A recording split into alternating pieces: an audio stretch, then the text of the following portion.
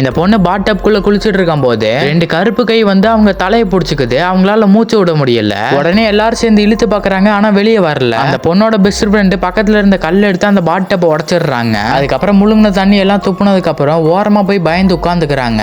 அதுக்கப்புறம் பார்த்தா இந்த பொண்ணோட இன்னொரு ஃப்ரெண்டு கண்ணாடியில பார்க்கும்போது யாரோ ஒரு கருப்பு உருவம் பின்னாடி நிக்கிற மாதிரி இருக்கும். அதை பார்த்து பயந்துருவாங்க. அதுக்கப்புறம் எல்லாரும் வீட்டுக்கு கிளம்பிடுறாங்க.